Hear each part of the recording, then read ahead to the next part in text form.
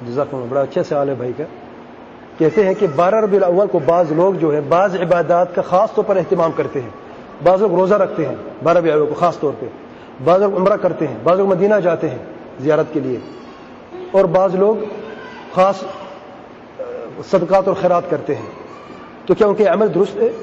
ان کے عمل درست نہیں ہے، کیونکہ یہ عمل کیا جا رہا ہے ایک خاص مقصد کے لیے. اگرچہ یہ ساری عبادات مشروع ہیں، یعنی آپ روزہ رکھیں مشروع ہے، آپ کسی بھی دن مطلق روزہ رکھ سکتے ہیں. نبی اکرم صلی اللہ علیہ وسلم نے فرمایا جس نے ایک دن اللہ تعالیٰ کے راستے میں روزہ رکھا، اللہ تعالیٰ اس کا چہرہ جہنم سے 70 سال دور فرمائے گا ایک روزے سے. میرے بھائیو، اتنی عظیم عبادت ہے یہ.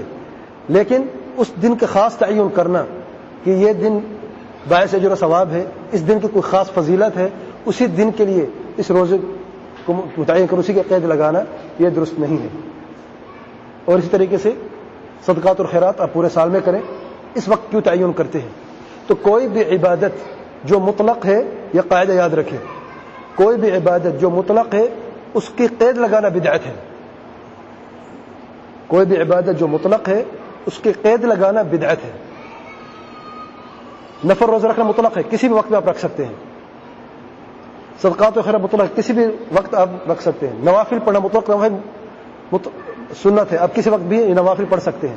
لیکن خاص طور پہ 12 ربیع الاول کو 8 رکعت پڑھنی ہے خاص وقت میں، یہ بدعت ہے. کیوں بھائی؟ نماز تو ہم پڑھتے ہیں، کیونکہ نفل مطلق ہے، اس کی قید کیوں لگائی آپ نے؟ قید کی دلیل ہونی چاہیے. جب شارع نے، نبی کریم صلی اللہ علیہ وسلم نے قید نہیں لگائی تو ہم کیسے قید لگا سکتے ہیں؟